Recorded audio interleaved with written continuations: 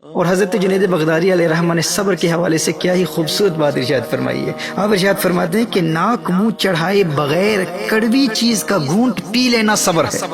اور حضرت ذوالنون مصری رحمہ اللہ آپ ارشاد فرماتے ہیں کہ مصائب و آلام کے گھونٹ پینے پر سکون و اطمینان کا اظہار کرنا اور زندگی کے میدان میں باوجود محتاجی کے اپنے آپ کو مالدار ظاہر کرنے کا نام صبر ہے۔ اللہ اکبر، یعنی باطن میں تکلیف ہے، پریشانی ہے، لیکن وہ داخلی کیفیت خارج میں ظہور پذیر نہیں ہو رہی۔ انسان غریب ہے، وہ جانتا ہے غریب ہے، لیکن دنیا کو علم نہیں ہے۔ انسان درد میں ہے، تکلیف میں ہے، باطنی کیفیت ایسی ہے کہ وہ درد محسوس کر رہا ہے، لیکن اس کی داخلی کیفیت خارج میں ظہور پذیر نہیں ہو رہی۔ یہ صبر ہے۔ اور اسی طرح عوارف المعارف میں حضرت شیخ الشیوخ حضرت شیخ شہاب الدین سہروردی علیہ الرحمہ ارشاد فرماتے ہیں کہ صبر اللہ جل وعلا کی جانب سے کشادگی کے انتظار کا نام ہے۔ یعنی کوئی مصیبت آتی ہے اور انسان کوئی گلا شکوہ کیے بغیر اس مصیبت کے جانے اور کشادگی کے آنے کا منتظر ہے تو ایسا شخص صبر کرنے والا ہے۔ یعنی جب وہ مصیبت میں مبتلا ہوا تو اچانک اس نے کوئی ریاکشن نہیں دکھایا۔ He didn't react immediately to the calamity. He contained himself. He became patient. He didn't question the decree of Allah Jalla wa'ala. He didn't complain about it. He didn't say, why am I facing all of these difficulties, these hardships of life, these painful experiences? Why am I experiencing all of this in life? He was patient. And he patiently waits for the time of ease. صابر اسے کہتے ہیں۔ حضرت شیخ شہاب الدین سہروردی علیہ الرحمہ نے عوارف المعارف میں اس قول کو حضرت سیدنا سحر رحمہ اللہ سے منسوب کیا ہے۔ یعنی وہ فرماتے ہیں کہ صبر اللہ کی جانب سے وسعت اور کشادگی کے انتظار کا نام ہے۔ مصیبت آئی، انسان نے کوئی گلہ شکوہ نہیں کیا اور صبر کے ساتھ مصیبت کے جانے کا انتظار کرتا رہا، تو ایسا شخص صابر ہے۔ اور ایک شیخ کا قول حضرت شیخ شہاب الدین سہروردی علیہ الرحمہ نے عوارف المعارف میں نقل فرمایا کہ صبر یہ ہے کہ تو صبر میں صبر کرے۔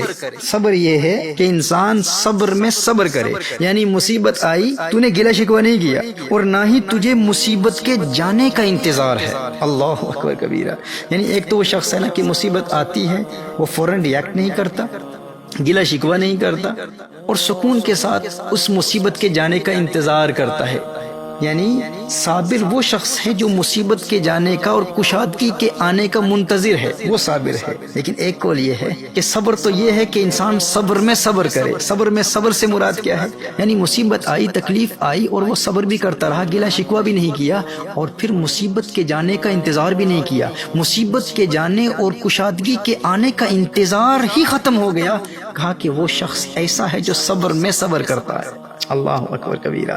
یعنی مصیبت کے جانے اور کشادگی کے آنے کا اسے انتظار ہی نہیں ہے، وہ اس بات کا منتظر ہی نہیں ہے کہ کب مصیبت جائے گی، کب کشادگی آئے گی۔ کہا ایسا شخص صبر میں صبر کرنے والا ہے۔ اور ایسے صبر کرنے والے کو، یعنی جو صبر میں صبر کرے، اسے صوفیہ کی ایک اصطلاح میں صبور کہتے ہیں۔ یعنی ایک صابر ہے، ایک صبور ہے۔ صابر وہ ہے کہ تکلیف آئی، اس نے فوراً ریاکٹ بھی نہیں کیا اور پھر بغیر گلے شکوے کے سکون کے ساتھ کشادگی کے آنے کا انتظار کرتا رہا، وہ صابر ہے۔ اور جو صبر میں صبر کرے، صبر میں صبر کیا ہے کہ گلہ شکوہ بھی نہیں کیا اور تنگی اور مصیبت کے جانے اور کشادگی اور خوشی کے آنے کے انتظار کی کیفیت ہی ختم ہو گئی، وہ انتظار ہی نہیں کر رہا کہ کب مصیبت جائے گی۔ ایسا شخص صبر میں صبر کرنے والا ہے اور اسے ایک اصطلاح میں صبور کہتے ہیں۔ اور امام کوشری علیہ الرحمہ ارشاد فرماتے ہیں کہ اس نے صبر پر صبر کیا یہاں تک کہ صبر نے کہنا شروع کر دیا کہ صبر کرو۔ اللہ اکبر کبیرہ۔ اس نے صبر پر صبر کیا یہاں تک کہ صبر نے کہنا شروع کر دیا میاں صبر کرو۔ اچھا، یہاں یہ بات بیان کر دینا بھی مناسب ہوگا کہ فقط انتظار کی کیفیت کا ختم ہو جانا انسان کو صبور بناتا ہے۔ ہاں، اگر اس کیفیت میں یعنی مصیبت کی اس کیفیت میں اسے لذت حاصل ہونے لگے، اسے مزہ آنے لگے، تو ایسا شخص صبور نہیں ہے۔ وگرنہ حضرت سیدنا ایوب علیہ السلام بھی صبور ہوتے، لیکن انہیں محبوب کی جانب سے آنے والی تکلیف میں لذت محسوس ہو رہی ہے۔